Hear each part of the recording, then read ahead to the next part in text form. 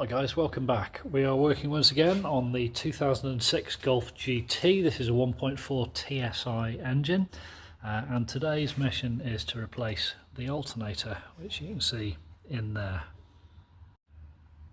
Now, alternators are very much a wear and tear component. They tend to last somewhere between 85 and 150 odd thousand miles. This car's done 165,000 miles so far, so it's due for a change, and this is basically stopped charging the battery. Now, as this is a Mk5 Golf and the 1.4 TSI engine, I am going to have to move this charcoal filter, this fuel filter, get this out of the way. So there's two things you do. First, you unclip the pipe from the side of the washer fluid reservoir filler spout there, and then you just pull this up and out, and you can see there's some clips on the back here that just hook in place, so we can get that out of the way. Just dump it off to the top of the engine to get a bit more access into this corner. Now, I am going to go into the wheel arch and remove an inspection panel from the side, so we'll do that now. But basically what I need to do in order to get into this is I need to release the serpentine belt and probably drop the air compressor, the air conditioning compressor down. You don't need to degas the system. You can do that with it all still connected. Just a few bolts to release and we'll go in from the side. This job is easier with a 4-post lift, but absolutely not impossible if you don't have access to one. Okay, so this is the access panel I'm going to be removing. May need to take the whole wheel arch out in the end, but I'll start with that. I'm going to need a Torx T25 to remove the machine screws that are in here. There's usually one here as well, but it's missing on this particular vehicle.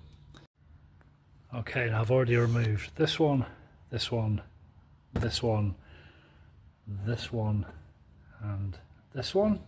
Underneath we have another one here, here, here, and here. So that's 4 on the top and 4 below. Now, I've loosened these already, so they will just pop out.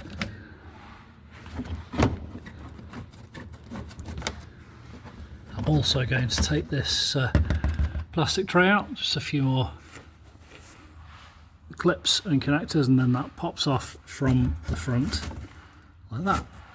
I'll just do the other side. Alrighty, so once we've got all of those removed, this thing hanging down on both sides, it just pushes backwards, and as you can see, just unhooks and falls off. So from under here, I can see that we've got a few other problems. Quite a bad oil leak. We'll sort that out. But what we need to do now is remove this chunk, which is the air compressor, without needing to actually disconnect the pipes on the back there. So it's just a couple of bolts to remove that, and with that lowered and out of the way, I'll then have plenty of access to deal with the alternator. But first, the belt. Okay, now back into the wheel arch, and with all those trim clips removed from the bottom, and there are quite a few of them, so just have a good look around, make sure you caught them all. This inspection panel now drops down and out of the way. Alright, so I've got a 16mm socket on the end of that bar there. I have a 4mm drill bit here. I'm going to get it all the way around to here. We can then push that little drill all the way home, and that holds it in place. And you can see there that the serpentine belt is now loose, so we can pop that off. But before we do that, I'm just going to use a little acrylic paint pen just to mark the direction of travel. You could also use a piece of masking tape or whatever and just write on that. But I want to make sure that I'm putting it back on in the same direction that it comes off.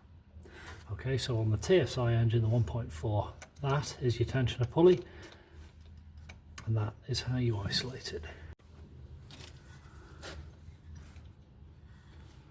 So with that marked, we can then safely remove the belt and keep that out of the way. Now I am going to do something here, which is to clean up a lot of this oil and gunk. I'm just going to use brake cleaner for that. So I'm going to put a catch tray underneath. I want to make a mess all over the floor. So I've just got a normal oil pan, oil drip tray under there. Just remember that you've got a couple of pulleys on the left hand side, and we've got this zigzag arrangement. So from the top left we come down around the tensioner, around the crank, down onto the aircon compressor, from there up to the alternator, under an idler and back up. So we've got this kind of zigzag arrangement going on like a snake, hence serpentine belt. Super useful to do a drawing of that if you're not 100% certain of how it's going to go back on. And remember that you've got one flat side of the belt that goes on the flat pulleys, the tensioners and the idlers, and then you've got the grooved bit that goes on the important components.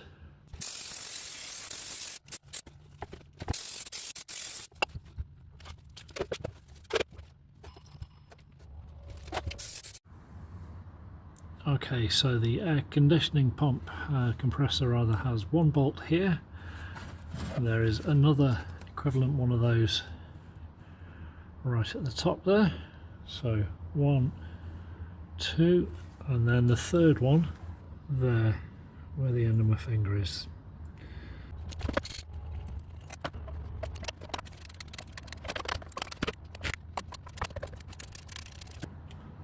Just going to locate this here and wind it out by hand. Really important when you're doing this kind of work, by the way, that you have the negative terminal of the battery disconnected, because my fingers here are perilously close to a fan.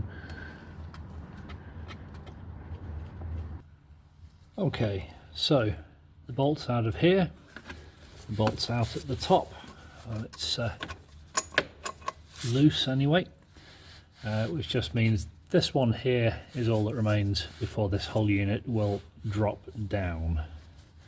So I'm just going to support this and pop that off.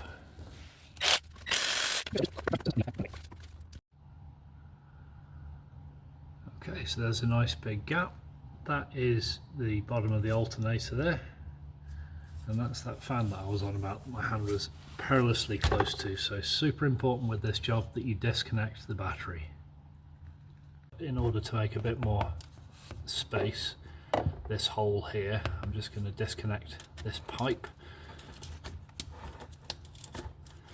Just pop.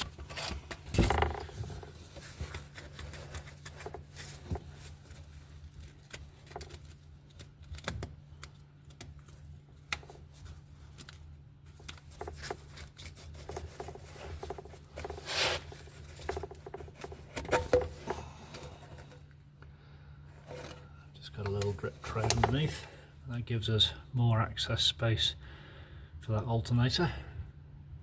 Okay, now the reason that we need this space here is to be able to access the cables on the back of the alternator, the clips, the cables, the lead that goes to the battery and so on. So can comfortably get in here now. Just going to use hand tools, little angle spanners and so on, to offset spanners rather, to get those out. But as before, there's a bolt at the bottom that's a bit tricky to get to, and there's a bolt at the top. Okay, so looking at it from inside the wheel arch again, the inspection panel, you can clearly see the alternator there, and if I just bring the camera up so that you can see in between those two pulleys, that is the location of the other 13mm. So we'll take that one out first and go back up top. One tip for you here, by the way, and that is that if you're using a normal spanner, you're not going to be able to easily get in because of this. So what I'm going to use instead of a little extension bar is I'm going to use a 1/2 inch to 3/8 reducer and put the socket on that instead, because that will give us plenty of space for manoeuvring and allow me to actually work in this area here to actually loosen that bolt off. That's now finger tight, so without risking the tool getting stuck in that space, I can pop that off and actually use it as a hand tool. There you go. It's a little trick about how to work around the extremely limited space in these engine bays.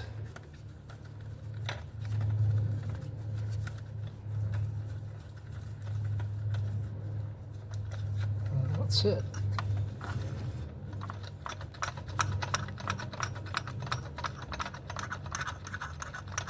As before, I've left the top bolt in very deliberately.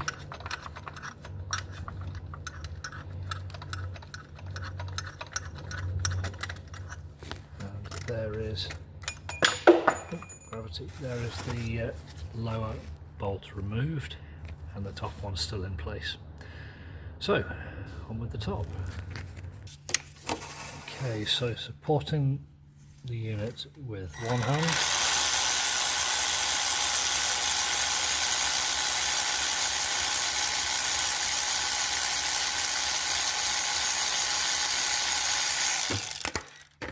where's the bolt out, and the thing will need prising backwards. So with the pry bar in there just between the alternator and the top of the mounting point, I'm just going to gently rock that. You can see it's starting to move, so I'm going to have to put the camera down and catch that quick, and then I'm going to drop that end down into the hole so that I can disconnect the wires on the back. Okay, there you go. So that's access to the wires and connectors on the back of the alternator. You can see everything there. So I'm just going to disconnect those and I'll show you where they all go on the new unit.